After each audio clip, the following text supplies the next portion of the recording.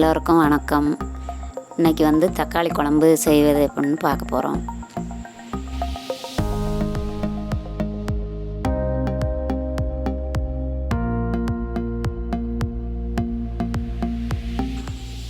அடுப்பில் ஒரு பாத்திரத்தை வச்சுட்டு அதில் ஒரு 2 ஸ்பூனு தேங்காய் எண்ணெய் ஊற்றுங்க.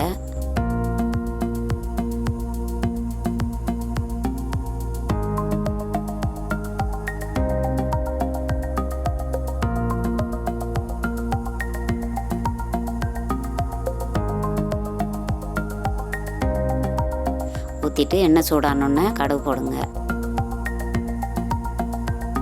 கடுகு வெடித்தோடனே வெங்காயம் ஒரு வெங்காயத்தை நறுக்கி போடுங்க.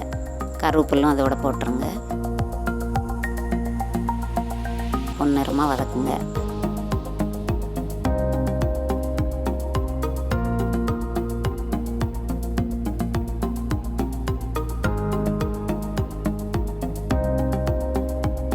வெங்காயம் நல்லா வதங்கினோடனே தக்காளி போடுங்க.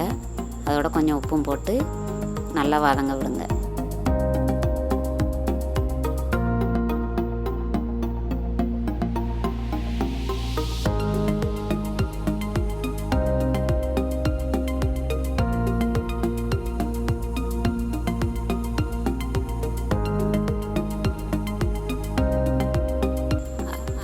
அப்பப்போ தக்காளியை கொஞ்சம் நல்லா கிண்டி விட்டுக்கோங்க.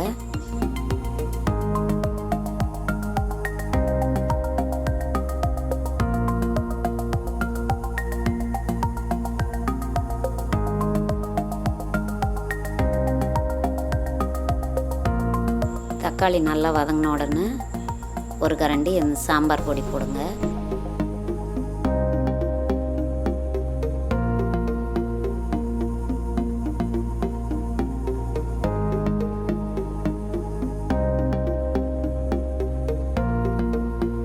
போட்டு தண்ணி உங்களுக்கு எவ்வளோ தேவையோ அந்த அளவுக்கு தண்ணி ஊற்றி நல்லா பச்சை வாசனை போகிறது வரைக்கும் கொதிக்க விடுங்க.